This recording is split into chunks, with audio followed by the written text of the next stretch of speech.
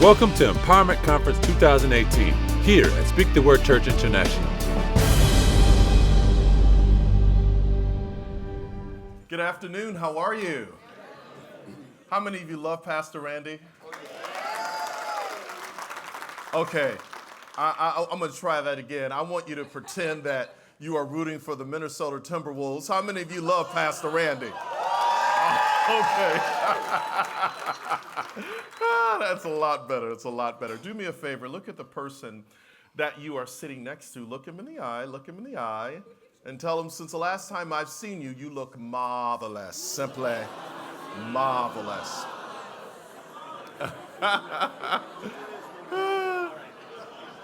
Somebody said I look marvelous and I feel marvelous. Well, great. Real quick, let me just do a quick poll. How many of you, by show of hands, are entrepreneurs, own your own business? Own your own business. All right, so I know where you are. Okay, great. How many of you work for someone else? Work for someone else, all right? And for those of you who work for someone else, how many of you are thinking about creating a side hustle or getting into business for yourself? All right? A little something, all right? And then last question, how many of you are in between? You're not necessarily working for anyone, or you might be retired, or you might be doing some other things. Anybody else? Okay. All right, great. Well, my purpose today is to teach you how to maximize God's potential in you in the marketplace. And for the next few moments that we have together, I want to share this whole concept of how do you begin to release your brilliance and a little bit of my backstory. I am 49 years of age. I know I don't look it. And the big 5-0 is around the corner. I have 30 years of experience in working for 6 different companies, 10 different jobs. I live in Orlando, Florida, and I am the proud father of 2 amazing children, Daniel, my 19-year-old son, Madison, my baby girl, who is 16. And professionally, every single day, I work with organizations around the world to teach them how to be fearless and to create the future. My entrepreneurial journey started about 17 years ago when I was working for Disney at the time. And Disney sent me over to Paris to design a leadership program for 1,000 leaders out of Barclays Bank out of London. And at the time, I was the sales director and new business development director for the Disney Institute. And while I was there in Paris, I hit a moment. Lion King had just come out, and I said, "Remember who you are. You are more than what you have become," which is the famous line from the movie Lion King. Don't worry, I'll stick to my daytime job. I know some of y'all said, "Bless his heart," bless his heart.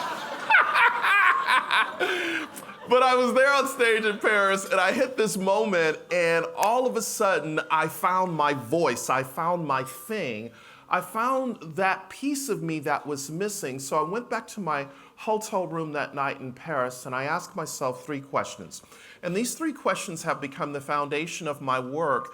Since leaving Disney, I've worked with almost 1,600 different organizations in 45 countries, was just with Google not too long ago. And the 3 questions that I ask myself, which is the foundation of everything that I teach around the world, is question number 1, what would I do if I knew I couldn't fail? Question number 2, what would I do if no one paid me to do it? And question number 3, what makes me come alive? That third question came out of a book I was reading at the time, written by an author named John Eldredge. And in John's book, Wild at Heart, John says, don't ask what the world needs, ask what makes you come alive, because what the world needs are people who come alive. And when I read that, it was like the 4th of July fireworks went off in me, and I said, I want to speak, write, train, consultant, coach. But at that time, I was 34 years of age, and I had to really begin to understand, how did I make sense of where I had come from? So let's go to the first slide, because I want to build a little story here. So this man whose lap I'm sitting on is my father. About 50 years ago, Dad was an immigrant from Jamaica. He moved to Mount Dora, Florida from Kingston, Jamaica, and in Mount Dora, Florida, he picked oranges. He migrated up to Perry, New York, where he picked apples, met my mom in 1966, And so I was born and raised in Buffalo, New York. Buffalo, New York, at the time, and still to this day, is the third poorest city in the United States. But what I realized, sometimes you can be born into a physical zip code, but you have to relocate your mental zip code. Yeah. So what I recognize is just because I was born into a situation didn't mean that I have to be stuck there. My mom was a homemaker, and just as soon as I realized that I had something in me, I wanted to bring it to the world. My father told me that when I was 8 years of age, that I would tell both he and my mom that I was going to write books. And he said I used to go in the backyard and turn over the trash can and stand on top of the trash can and give a lecture to the grass and to the garden and to the garage, and the wind was my applause. And what I didn't realize, it wasn't until that moment I was standing in Paris, well, all of a sudden it all came together, and I began to ask myself those three questions. So the question becomes, okay, Simon, what is brilliance? Brilliance is your insight. It is your potential. It is your genius. When you are operating in your brilliance, you are in flow. When a person is in flow, there is an alignment of head, everybody say head, heart, and hands. When I am in flow, my head, heart, and hands are totally in flow, my feet will follow. When my feet will follow, when I'm in flow, I don't chase money, money chases me. Because when I'm operating in my brilliance, I'm not threatened by you. I'm staying in my swim lane, doing what I have been called to do. And as I am working in the marketplace in flow, people come to me all of a sudden, not because of what I can get from them, but what I can get to them. That happens when I'm in my brilliance. So why is brilliance important? Well, right now, research says that there are 7.5 billion people living on the planet. About 3 billion of them want to work, but there are only 1.2 billion jobs available. So that means there's a shortfall of 1.8 billion jobs that are not available and will have to be created by entrepreneurs. So the reason you are an entrepreneur sitting in a place called Minneapolis is because there is something that awakened in you that has brought you to this time that says you are getting ready to soar and take off like never before, because you have to become a solution to the problem of the 1.8 billion job shortfall. Now, stick with me for a moment. The other reason why brilliance is important is the Society of Human Resource Management out of Alexandria, Virginia, interviewed 15,000 HR professionals in 72 nations. And what they're saying in their research is that within the next 5 years, the economy globally is moving towards a project-based economy. What that means, men and women will go and work a job. They will get so many hours from that job, but then they'll go and work someplace else. So they're stringing jobs together. That's why you have the gig economy. Right now, 34% of the workforce in the United States, if there are 310 million people that live in the United States, 150 million of the 310 million are in the workforce. 34% of them are in the gig economy.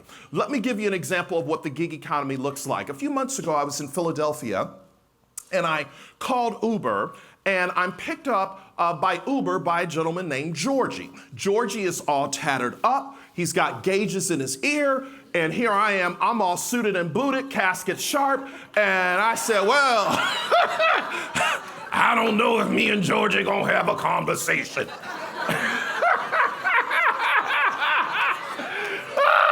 But I said, stop judging, stop judging. So I started talking to Georgie. I said, Georgie, tell me about yourself. He said, I'm 28 years of age. He said, I just started driving for Uber 4 months ago because my job as a glass blower was eliminated. And so I said, how's it going so far with Uber? He says, awesome. He says, this is not the only thing I do. A friend of mine lives in LA and told me I needed to start a YouTube channel. and because he has 4 million subscribers in his YouTube channel, and he makes $5,000 a month. And he says, once you have over 1,000 subscribers, all of a sudden people follow you. So he said, my friend said, why don't you start a YouTube channel and I'll tell people to follow you. So he said, I started a YouTube channel and I have 150,000 subscribers. I said, Georgie, what are you talking about? He says, well, I talk about what I ate, what I'm doing, where I'm going. And I just looked at him and gave him the screensaver face. I was like, really? You have got to be kidding me, right?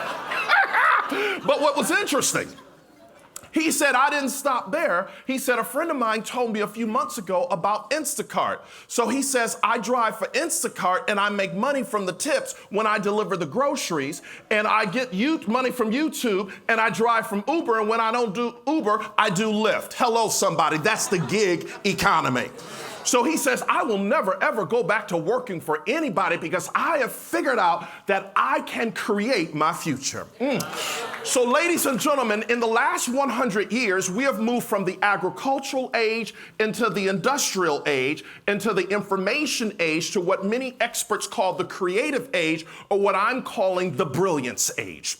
In the brilliance age, ladies and gentlemen, we are in a culture where the culture of invention is created by the idea in the imagination. So if you can begin to see, begin to think, begin to believe, you can create it. This is not just something that needs to be said, it's something that needs to be known. Next slide, please. So I recognize when I came back from Paris, I was working for the happiest place on earth, and there came a point when I was there at Disney when I knew it was time to make a move. How do you know it's time as an entrepreneur or a person that works in a business that it's time to make a move? There will come a place where you become uncomfortable being comfortable. There will be a moment when you will get up at 3 a.m., go into the refrigerator, open the refrigerator door, not taking anything out. It's not because you were thirsty. There was a hole in your soul that's saying the universe is inviting you to shift. But if you don't pay attention to that, you will miss your moment. So knowing when it's time to step into your brilliance, you have to recognize and go for it, because when you do, everybody that has been assigned to aid and help you will show up at a place called there. But you get there in here. And when you get there in here, all of a sudden you will discover the timing of God. The timing of God is absolutely profound, because when you get to that place called there, contracts, doors, opportunity begin to open up wide, all because you showed up. So I knew for me that there came a point when it was time for me to leave Disney, and my pastor said to me, Dr. Mark Sharona, who has been my pastor for 20 years, he said to me, what you have to offer is bigger than the pulpit. Don't get stuck behind the pulpit. You need to go out into the marketplace. And it was absolutely something that unlocked in me. And he said, you weren't born to fit in, you were born to be brilliant. And I said, how can you say that? You're a white man. He said, Simon, when Ruth and I got married, we adopted 2 young African-American boys, and we have been telling them what they can be instead of what they couldn't be.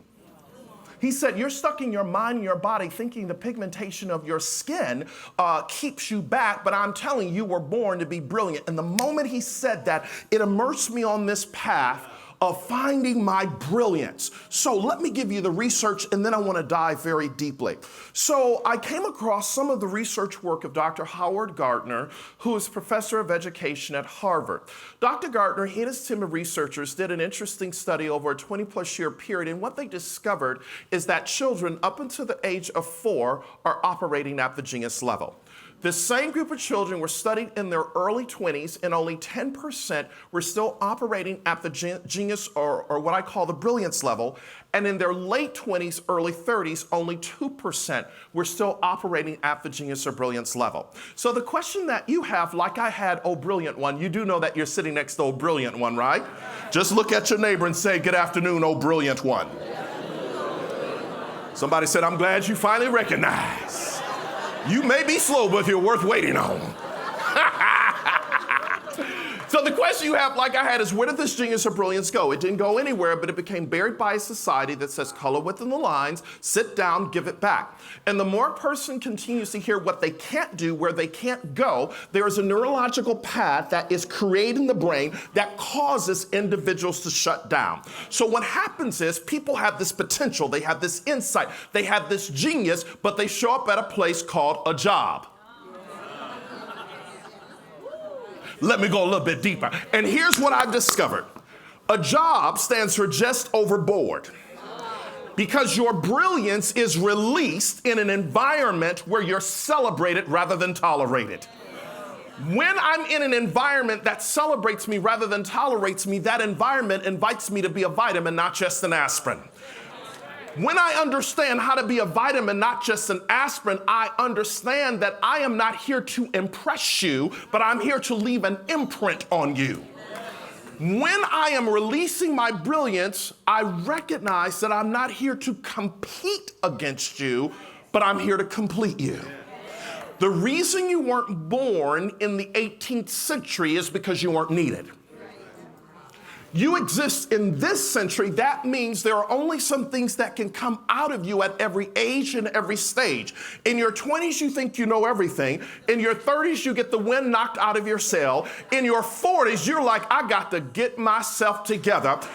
Real living begins at 50. I'm telling you, it begins at 50.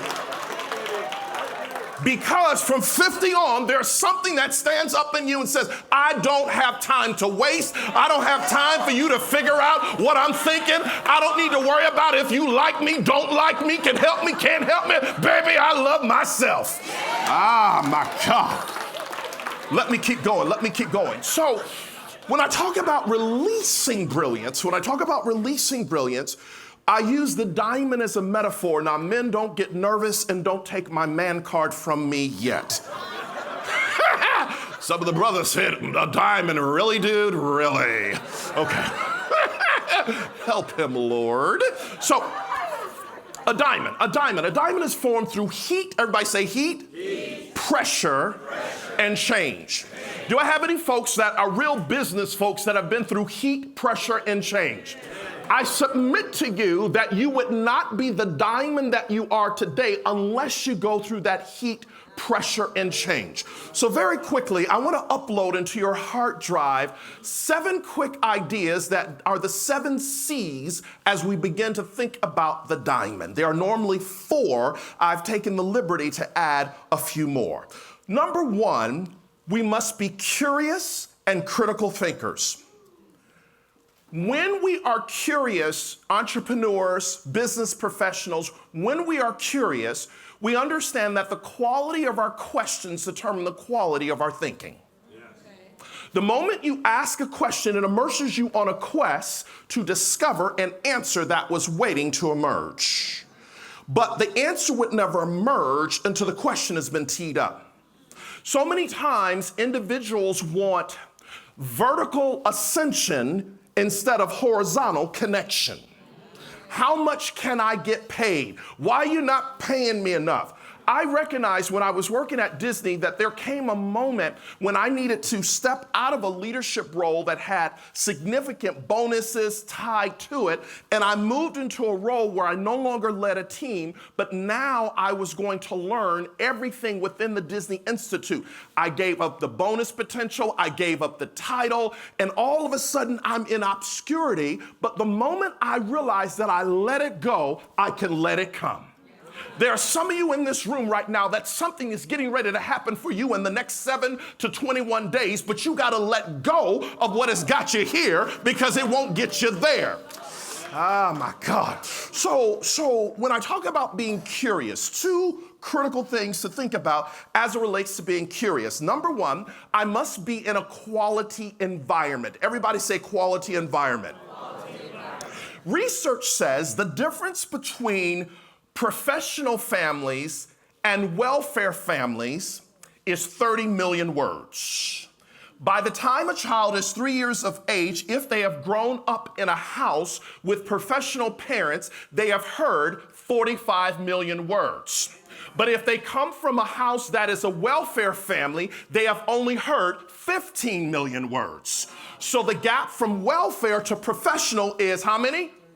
30 million words. 30 million words. And because of these 30 million words, the children who grow up in welfare families, not being in a quality environment, it impacts how they learn, how they develop, how they believe, and what they see.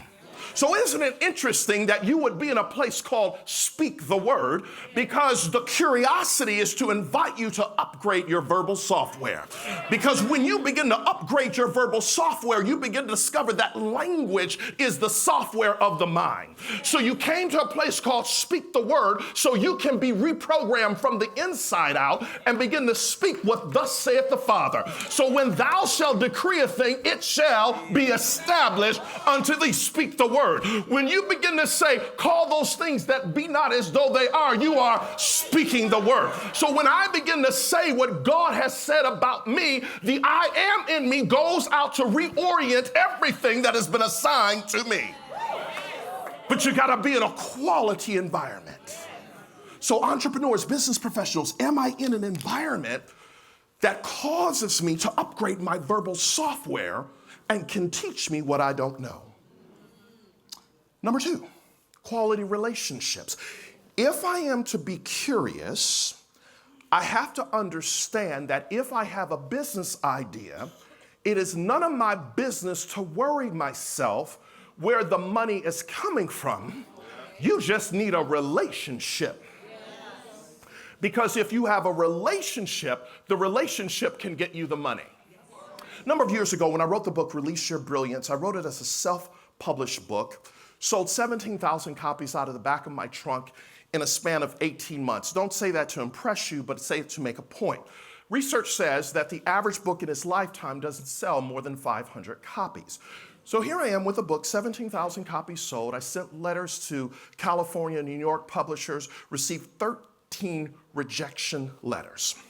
But just because I was rejected, I didn't give up. Went to Las Vegas to speak at a conference, and I was approached by a few people, and they said, have you met the Joe DiMisrio? And at that time, Joe was the COO of a very large book publisher and company that sold books. And I said, no. So I met him. They said, Joe, you need to meet this young man. He's written a book. And he says, well, we've never heard of you, but we know you're getting ready to speak. And I spoke, and I had a little insight the night before. I shared it with them, how they could save $4 million and increase their margins. And sure enough, he came back to me and he says, take a walk with me.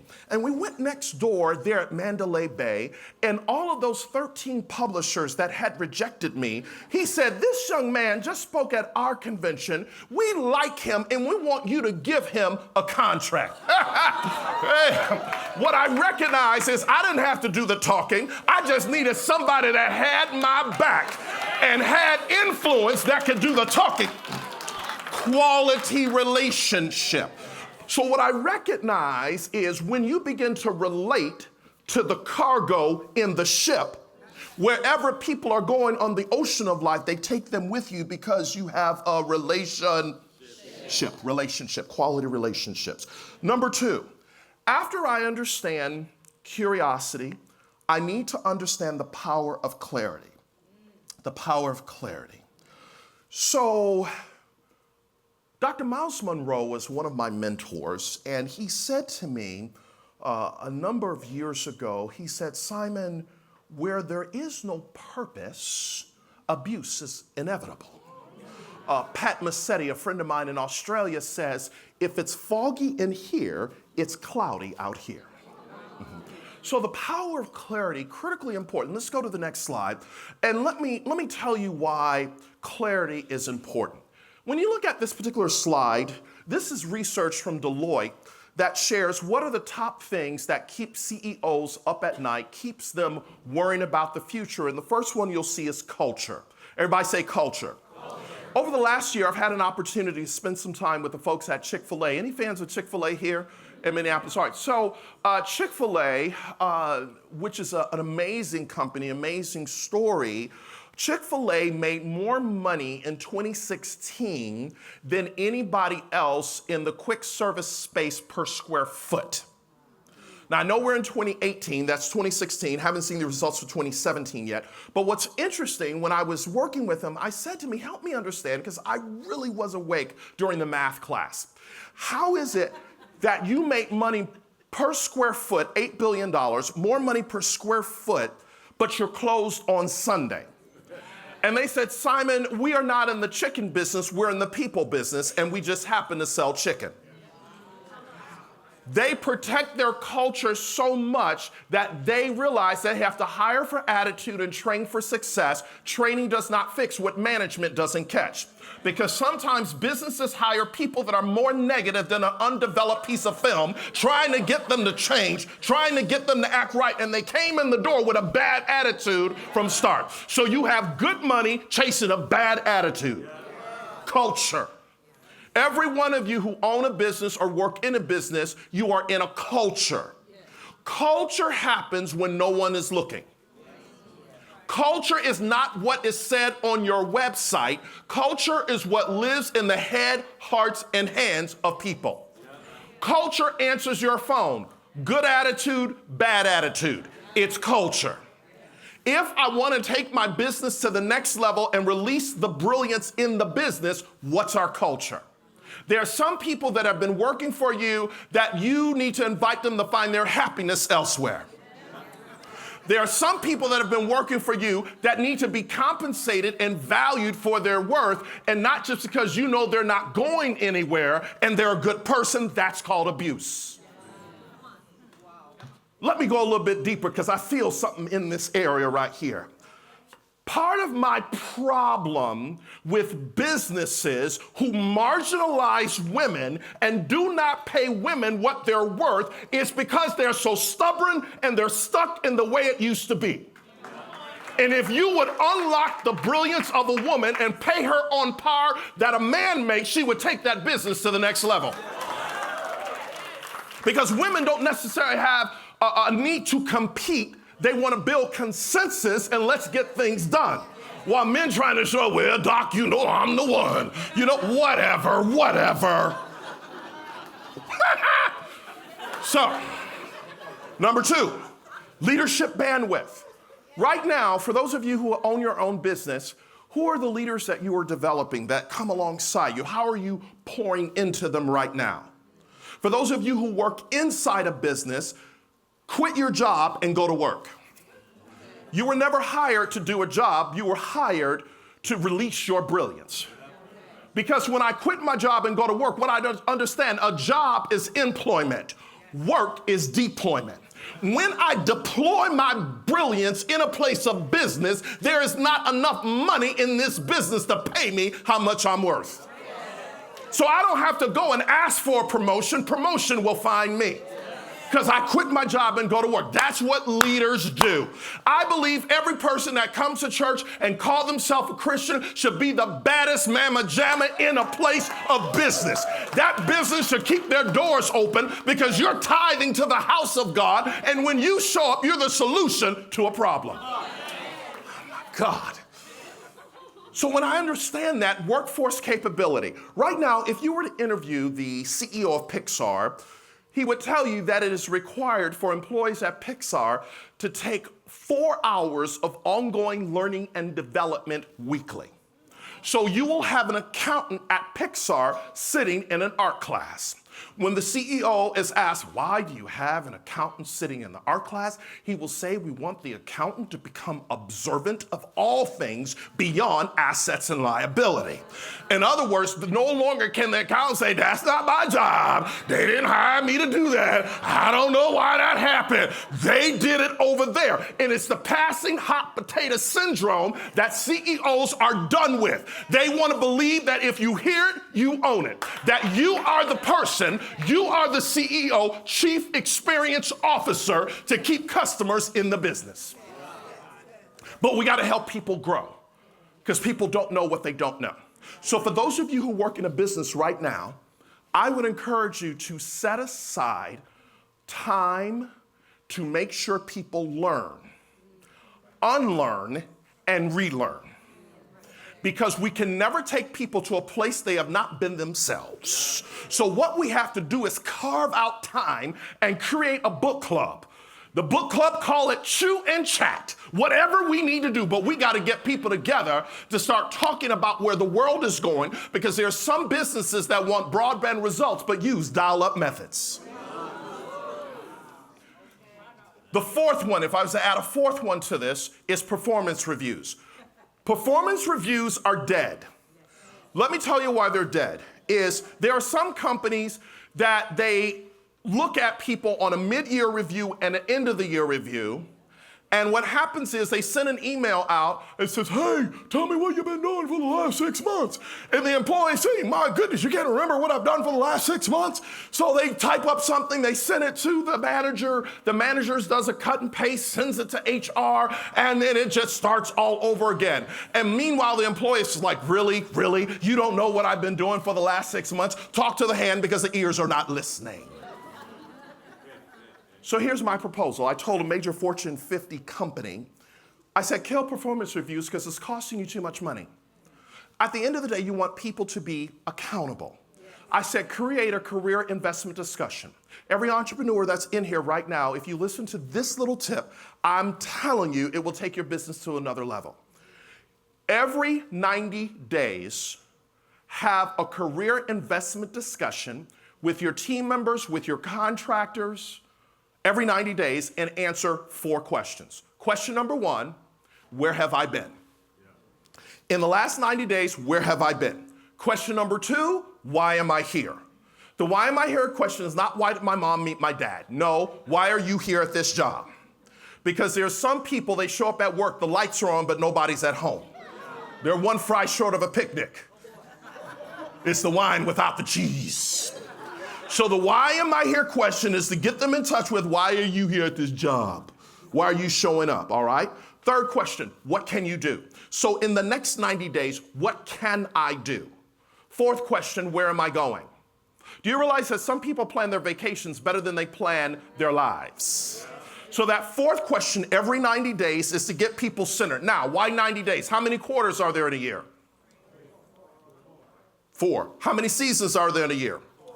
All right, so if there are 4 quarters, there's 4 seasons, and research says, if you were to talk to any doctor, that blood cells change in our body every 90 to 100 days. So that means we are already psychologically and physiologically moving on to something else. So every 90 days, it's just to keep people centered so that they have clarity, is this still the place for me? Everybody got it? All right, let's keep going. Let's go. After I have clarity, all right, the third C of the diamond is color. All right, now color of a diamond, this has everything to do with the worldview. How do I see things? So let's put the next slide up. Got a little test for y'all. Next slide. By show of hands, how many of you, all right, so it's on the side. How many of you, by show of hands, can see the third face? Can see the third face? Can see the candle. Can see the candle. Everybody see the candle? All right, how many of you by show of hands can see the third face? All right, keep your hand up, keep your hand up. If you're sitting next to somebody that has their hand up, ask them, oh, brilliant one, show me the third face. Show me the third face. Everybody's got to see the third face. Everybody's got to see the third face. Everybody's got to see the third face. All right, very good. Okay, quick question. Quick question. When I ask you by show of hands, how many of you could see the candle? How many saw the candle right away? But how many realized that the third face was always there? Okay, here's the revelation. Sometimes we always see what we have seen and we never see anything differently because that's just the way it is. The breakthrough in your business is the third face. To see what others don't see. Let me walk you through some examples. Uber looked at the taxi cab industry and they saw the third face. How many realized 10 years ago we didn't know we needed Uber? We never heard of Uber. We didn't want Uber. But Uber didn't pay us any attention. They realized that things were speeding up, and if they could put something in our hand and we could judge the experience, we would feel in control and would make Uber bigger than any taxi cab company on the planet, and they don't own the cars. It's third face. It's third face. They see what everybody else doesn't see. How many of you use the Waze app? Waze, yes. Waze, W-A-Z. Now, Waze, according to this particular app, it gets you to your destination in the shortest amount of time. So what's the difference between Waze and MapQuest? Waze saw it differently by understanding if we put the right algorithm into the app that more people would use it. Third face. Right now, research says that by 2030, the world's population of 65 and older will double to 1 billion. What's the third phase? What does that mean for assisted living facilities, long-term care facilities, nurses? Everybody say third phase, third phase. Right now in Africa, there's 1.1 billion people on the continent of Africa, and 40% of the population is under the age of 17. Third phase, what's the opportunity? We've heard about, do you realize that China, within the last decade, has moved 400 million people above the poverty level? India right now is building 1,000 schools in India over the next decade to move people above the poverty level. And the next great continent that everybody is talking about is Mother Africa. Third phase, what's the opportunity? What do you see? Here's why this is important. Minnesota is the 10th most innovative state in the United States, according to Bloomberg.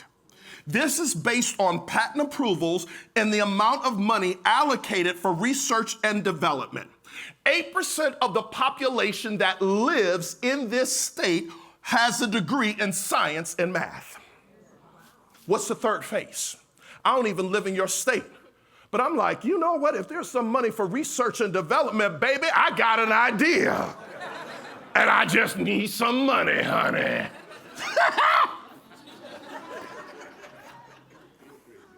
Third phase. A number of years ago, I was speaking at a conference. A gentleman by the name of Robert came up to me. He had heard this third phase concept.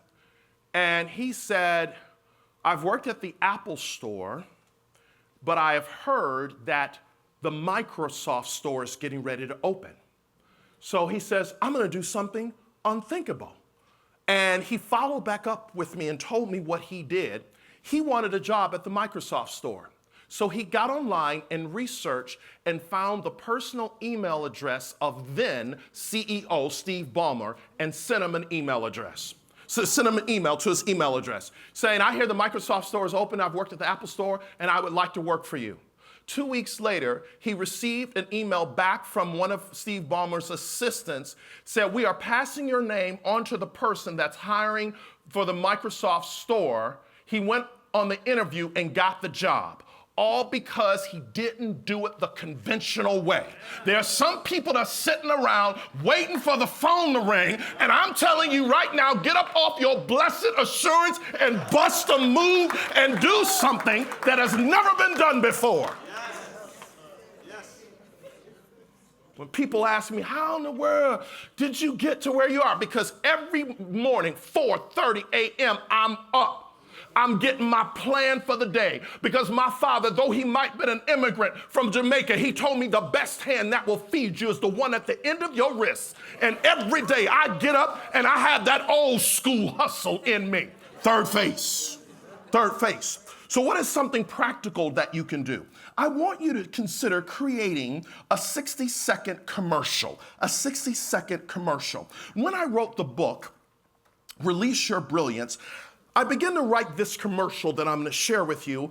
And here's the commercial. I am stepping into greatness. I am a unique new kind of person the world has never before seen and will never see the likes of again. I was born to do great things. I have always been special. When I came into the world, there was a mark of greatness stamped upon my life. The kiss of God is upon my life, and I was born to be a blessing to millions of people around the world.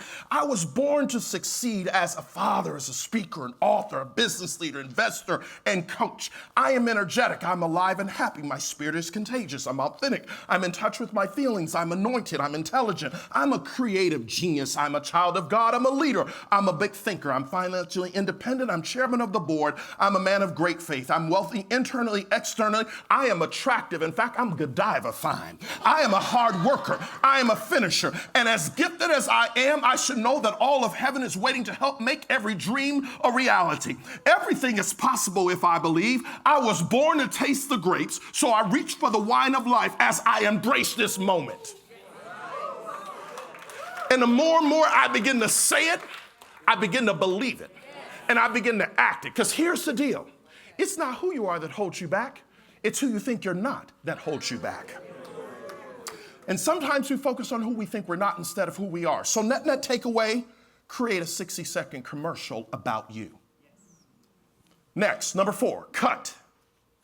The cut of a diamond has everything to do with your experience. How many of you have ever had, I know I'm in the Midwest, but how many of you have ever had deep fried turkey? Yes. Deep fried turkey. All right. For those of you who have not had deep fried turkey, go with me on a journey for a moment. They take that deep fried turkey, and before they can put it into 400 degrees Fahrenheit of peanut oil, they take all of the ingredients that is going to make that deep fried turkey taste really good. They melt it down. They melt it down and they put the seasoning in a syringe. They take that syringe and they put the syringe into the turkey and they release the seasoning. They put the turkey in the refrigerator overnight. The next day they take it out and they deep fry it. How many tracking with me so far? All of us, I know some of y'all taking out your knife and fork right now in the spirit. You take out your knife and fork and you start to cut that turkey, and all of a sudden it's the seasoning in the turkey. What's the point? Sometimes things don't come to you because you haven't had enough seasoning. And it's the seasoning that allows you to stay the course. Seasoning can mean you need to be in a bigger room. If you're the smartest person in the room, you're in the wrong room. Sometimes you've got to get around somebody that's going to rub off on you and introduce you to some information that you don't know. Right now, when I talk about cut of a diamond, I want you to think about putting together a personal board of directors. A personal board of directors should be made up of 3 to 5 people who have a different competency or a different core skill that you don't have. In your personal board of directors, everybody should not look like you, because if they look like you, your circle is too small. When I embrace seasoning, that's when I begin to develop. Everybody got it? Yes. Next, when I talk about the cut of a diamond, entrepreneurs fail faster. In the dictionary, failure comes before success. But everybody wants success, but nobody wants to fail. Failure is not final, failure is only feedback. I remember a few years ago, I got into a business deal, and net, I had to hire my attorney to sue them, to get my money, and it was so ugly. But what I recognized, despite that failure, I had to step back and say, what did we learn? How do we grow? And how do we move past this? I was interviewing a CEO in Tampa, Florida, and I was talking about failure. And he said, Simon, I give out the failure award every quarter. Every quarter we give out the failure award to employees because we want them to fail forward. We don't want them to realize that failure is a bad thing. The other thing as it relates to the cut of a diamond is, please write this down or capture this. Write down CIC. CIC. CIC stands for Comparison Inferiority Complex. Sometimes the reason people don't release their brilliance is because they're comparing where they are to everyone else. And you don't need to do that anymore, because your timing is different from their timing, all right? Let me keep moving. Number 5. Number 5 is carrot. The carrot. There's a book I want you to get a hold of written by Emily Smith. The name of her book is called The Power of Meaning, Crafting a Life That Matters. And what she says is, in her research, she has interviewed business people from all over the place, just trying to understand what makes a meaningful life. And when I look at it, I realize that you can have things and you can have stuff. And sometimes society says in order to appear that you fit in, you have to have the car, you have to have the home, you have to have the clothes. And I'm telling you, that stuff doesn't mean anything. Because there's a number of people that have money but have no meaning. They have power but they have no purpose. They have status but they have no satisfaction. But when I understand the power of meaning, and what she discovered is a meaningful life is a sense of belonging to a community, a long-term goal that centers around giving back to the world, understanding your story, and a spiritual experience. That's what creates a meaningful life, all right? Now, go to the next slide, and tell me real quick, what do y'all see? I sound like I'm from Texas. What do y'all see in this slide? What do y'all see? What do you see on her plate? What kind of pancake? Okay, let me ask you a question. How much do you think it cost Disney to create the pancake? Not a trick question. How much do you think it costs? Next to nothing, right? How much is the expression on her face worth? How many think she's gonna grow up and tell people the first time she went to Disney that mom and dad ordered Mickey Mouse pancakes? You think she might tell a few people? Do you think Disney is gonna send her a check at the end of the year for her free advertisement? But ladies and gentlemen, you're a sharp group. All that is pancake mix, right? That's all it is. But Disney took the pancake mix and they said, how do we create an emotional deposit into her emotional bank account that as the interest begins to accrue in the account, she becomes the unofficial marketing department for Disney. Ladies and gentlemen, listen, you might be in business and you might have a department called customer service. Remember, customer service is a department, customer love is a mindset. And the customer love mindset says, how do we create a pancake moment for everyone we serve? Here's the question, Socratic method of learning. No matter what business you're in, what's your pancake? What's your pancake? When you think about the carat of a diamond, how big do you want to be? No, what kind of wow can I create for a customer that causes them to yelp about my business? Research says that 70% of human decision-making is emotional, 30% rational. So when people emotionally connect with your business, research says they spend more, pay a higher margin, and tell others about it. So right now, from today forward, you are in the customer love business. Everybody say customer love. All right, let me do it to speak the word way. Everybody get your hands up like this, all right? Get your hands up like this, all right? Now watch me. On three, I want you to say customer love, all right? I want you to put a little oomph into it, all right? I'm getting you ready for tomorrow morning, all right? So on three, customer love. 1, 2, 3. Customer love. Let me give you a customer love story. 2 years ago, I'm in San Francisco, flying from San Fran to Columbus, Ohio, through Detroit, affectionately known as Detroit. And my flight got canceled, so I'm there in the Detroit airport, and I said, I'll catch the next flight. That got canceled. So I had to end up renting a car, driving through the night to get to where I was going, and I called my aunt in Detroit, and she said, baby, don't you get on that road. You come on by and get some good hot fried chicken. So I went by, saw my Aunt Rosa, got some chicken, got on the road, and then eventually I get to Columbus, Ohio, 2, 3 o'clock in the morning, no suitcase, just the clothes on my back. And I had a very important meeting with the executives at Cardinal Health the next day. So I went on my phone, and it's about 8:30, my meeting's at 10:30, and I went on my Yelp app, and I found 5 men's stores that were in a less than 2-mile radius. Call the first store, sorry, don't open to 10. Call the second store, third store, fourth store, don't open to 10 a.m. Fifth store, I get a live person on the phone. I said, oh, Lord, I got a meeting. I got to get some clothes. She said, hold on, let me transfer you to Trina, the manager. She transfers me to Trina, the manager. Trina says, we don't normally do this. But if you pull around to a certain part of the mall, I'm going to have security roll up the doors and what's your jacket size, shirt size, pant size, shoe size? You can just come on in and buy whatever you need. How many realize I was feeling the customer? So all of a sudden, I pull around to a certain part of the mall. Security meets me at the door. I'm met by Armand. Armand said, Mr. Bailey, we have picked out a blue blazer for you, khaki slacks, blue shirt, burgundy tie. Not my taste, but it's all good. And some... I was like, oh, Lord, I am stuck on Bendy because Bendy's stuck on me. So anyway, so I go into the dressing room, and he said, oh, by the way, we just happen to have a tailor here on site just in case we need to do anything. How many realize I was feeling the customer? Yeah. Try on everything, and I go up to the counter to pay. And I guess he noticed that I was a little travel worn, so he slid some lotion over to me because a brother had an ass attack, right? So, some of y'all don't know about that. So anyway, so I put a little lotion. I gave him my credit card.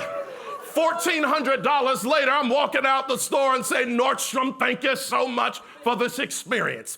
I just tweeted, Nordstrom, thank you so much. They tweeted back, have a great meeting, and if you're ever in the Columbus, Ohio area, come again and see us. I wrote a blog about it. The blog went viral. I said, tell those other 4 stores to stay closed because Nordstrom's has got it on lock. That's customer love, ladies and gentlemen. Okay, what's the net takeaway? For those of you who have a retail location in your business, if your hours are posted 9 to 5, what would it be like to be ready at 8:30 and open your doors at 8:45 just for those customers that come early and feel like, oh my goodness, you're open. But don't tell your competition about it. You just open. And it's that little surprise and delight that is the pancake moment. I work with a vendor, and every time they send me a check, they put a little $5 Starbucks card in the check. I wasn't a Starbucks person, but if somebody gives me $5 to spend at Starbucks, where am I going? Hello. Customer love. Ladies and gentlemen, what can you do? That little something that separates you from everyone else, all right? Number six, cost. Everything works until it doesn't work. 1978, we're introduced to the Sony Walkman. 1982, we're introduced to the compact disc. 2001, we're introduced to the grandchild of the Walkman and the disc in an iPod. The people that created the disc said, we're gonna be here forever. It's gonna always work. We're gonna hold on to yesterday. And I just came all the way from Orlando, Florida to tell you, you gotta let it go. You got to spend some money to make money. When you do that, all of a sudden, opportunities and different things begin to emerge. My team said to me, and we have a millennial on our team, and they said to me, your website is tired. I was like, tired? Do you know who I am? I'm the one that writes your check. You know, I had a George Jefferson moment. Wheezy!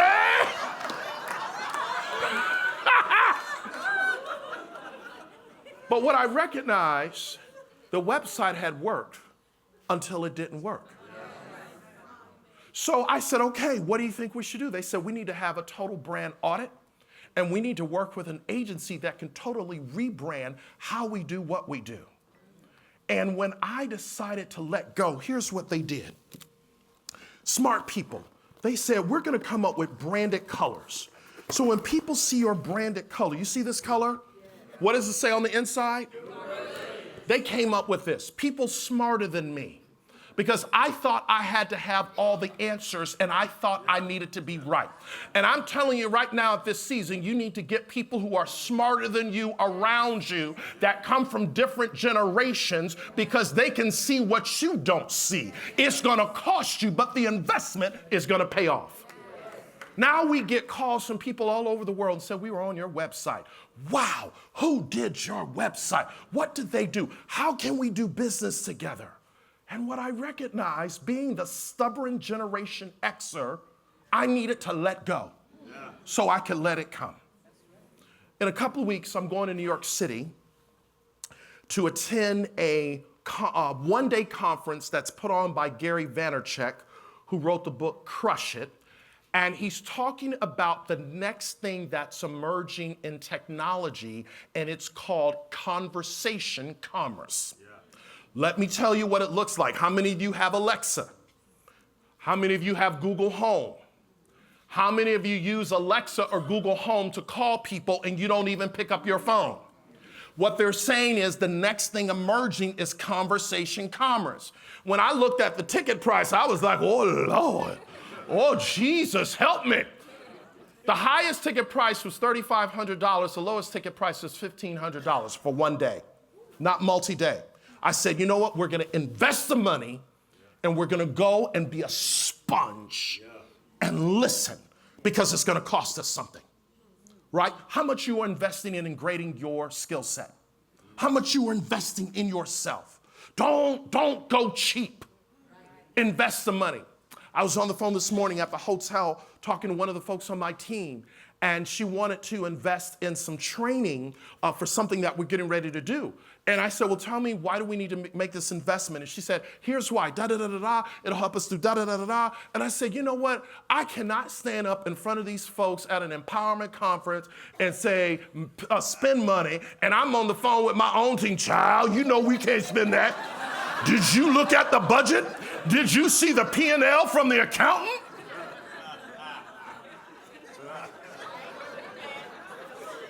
So I told her, I said, email Melissa. Melissa's our business operations manager, and guess what? We're gonna do it. We're gonna make the investment. Because I believe in you and I believe in where we're trying to go. Make the investment, ladies and gentlemen. Finally, number seven. Connection. Go to the next slide, please. Next slide. One more time. Do all three. 1, 2, 3. One more. Okay. Right now, the Institute of Future Work saying that there are a number of skills that are the skills that will determine if people are successful in business going forward. These are 3 of them: sense making, social intelligence, novel and adaptive thinking. For the last few years, we have heard about emotional intelligence. Everything now is social intelligence. All right? Next slide. All right? I'll put it back up a little bit later. 1, 2, 3. Hit 1, 2, 3. Yep, one more. Okay. Next, cross-cultural competency is the ability to operate in different cultural settings. So listen, if you're an entrepreneur, you need to be looking to hire this skill set. You need individuals who understand how to speak to people who don't look like them, that may be from a different socioeconomic, religious background, but they have brilliance in them. Need the skill set.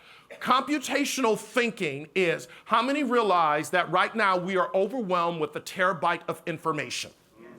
All right, we're drinking water out of a fire hose, and yes, the cloud is powerful, but the skill set you need is somebody that can take the data and the information and make sense of it and say, here's the story, the narrative that we need to understand.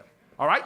New media literacy. This particular skill is understanding everybody does not receive their news by watching NBC, CBS, ABC.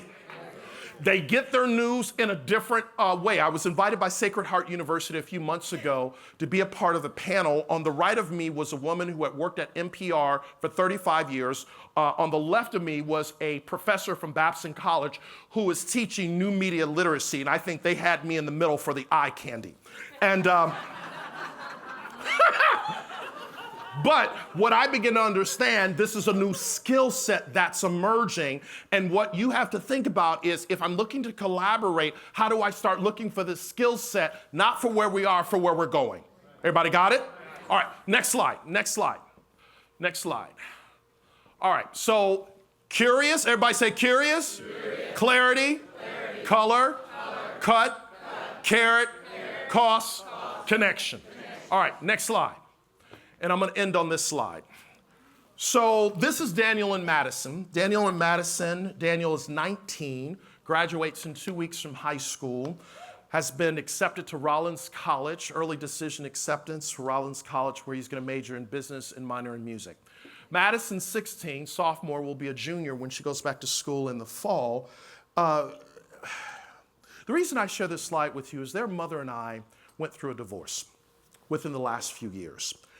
And she said to me, you give everybody the best of you, but you give us the rest of you, and I don't want the leftovers anymore. And what I realized is I was so busy trying to build a business and build a house, but I lost a home. Because I was out trying to keep up with the Joneses, and we had the 6,000 square foot house, had the 2 foreign cars, took kids to Singapore and Hong Kong for vacation, did all that stuff, but the emotional glue began to pull apart because I didn't keep the main thing the main thing. And one day, Madison, my baby girl, came to my home office, and I was in between trips, had a lot going on, and she said, hey, Dad. I said, hey, baby girl. And she sat down in the chair in my home office, and I was busy. I was emotionally unavailable to her. So she got up, and she said, Daddy, I see you're busy. I'll just come back another time. I said, okay. It hit me on the plane that I missed a moment with my daughter because I was so busy, I was not effective. Yeah. I came back off the road, and I said, Madison, I want you to forgive me because you came to see me, and I didn't talk to you. And she said, Daddy, it's okay. I said, no, it's not okay. Because if I don't change my behavior, you're going to marry a joker just like me. And I'm modeling something for your brother that he's going to treat you and your mother like I've treated you, being emotionally unavailable. He's going to treat his wife. And I need to change that behavior. So after 25 years of marriage, we got divorced. And so now here I am starting all over again in a different way. But I have had an awakening that you need to build your life around who will be crying at your funeral. Because the reality is if you kick the bucket, expire, or check out tomorrow, especially those of you who work for a business, they will post your job on the internal intranet and life will go on. They will send some flowers and say, so-and-so was a good person. Next. So here's what I'm saying. Here's what I'm saying. Build your life around who will be crying at your funeral. And for those of you, especially in business, take care of home. Don't lose your family in the process of building a business. Because that's what happened to me. I was just so focused on the business. We got to keep up. We got to do this, all that. Really, it is not that deep. So now what I'm responsible for, it doesn't matter if I'm a public success and a private failure. All I want to be, I want to be a good daddy. And you know what a good daddy looks like? This morning I was waiting for Charles to come and pick me up, and I went downstairs early. Charles was definitely on time, and I put in the mail 2 letters that I wrote to Daniel and Madison. I said in the letter to Daniel, I said, Daniel, in 2 weeks you're going to be crossing the stage and taking the next step of your life.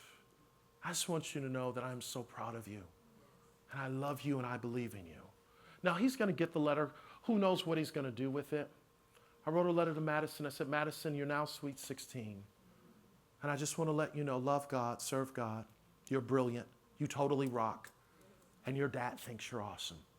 That may not mean anything to you, but if that's all I got, I'm trying to be a good daddy. Because here's what I believe. Here's what I believe. Here's what I believe.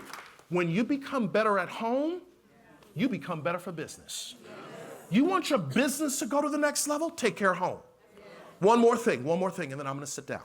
We've got the Brilliance in a box. We brought a few. They're over there. They've got my book, Release Your Brilliance, which I taught from today. My book, Brilliant Living, Shift Your Brilliance, which we've got corporations and businesses ordering this book from all over the world. And then we put an extra bonus book in here, Success is an Inside Job. Pablo Picasso was sitting at a restaurant one day, and a woman noticed that it was Picasso. So she went over to Picasso, and she said, Picasso, can you draw something for me? He took out a napkin, and in 10 minutes, he drew something for her. And she took the napkin, and he said, no, that'll be $10,000. And she said, but it only took you 10 minutes. He said, no, it took me 50 years. When you don't know how much you're worth, you give people permission to treat you any way they see fit. Some of you sitting in this room right now, thank you, Holy Spirit, need to double your price. You are not being paid for what you're worth, and you are underselling yourself, and you continue to undersell yourself, you will always compete on price. You are not a commodity. You are absolutely brilliant.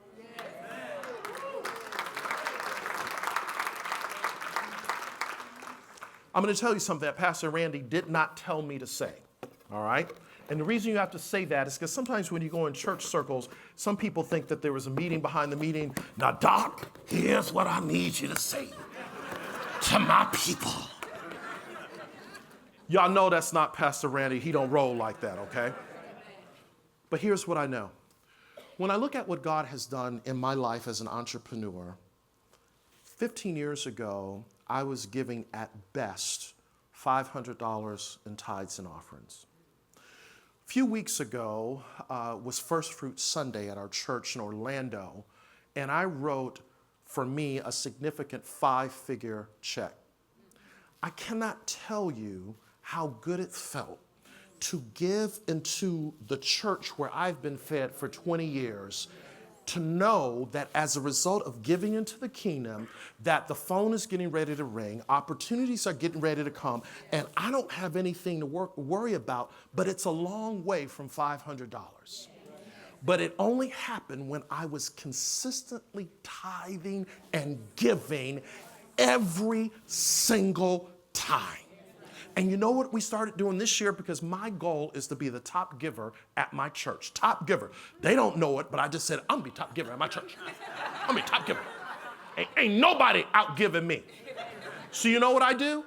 I get a paycheck from our business. So we look at our P&L. I get a paycheck from the business. But I decided to take it another step. I actually give a tithe from the business, tithes and offerings from the business as well. And when I get my paycheck from the business, you know what Pastor challenged us a couple of years ago? He said, go to 20%. So when I get my paycheck, I give 20%. And when I get from the business, I write a whole nother tithe and offering check from that. I can't tell you how good it feels to release into the kingdom. You want to be a millionaire? You want to go to the next level? I'm telling you, get your checkbook out and start giving to God. You cannot beat God giving. Can't. I don't care what the economy is. I'm telling you what I know.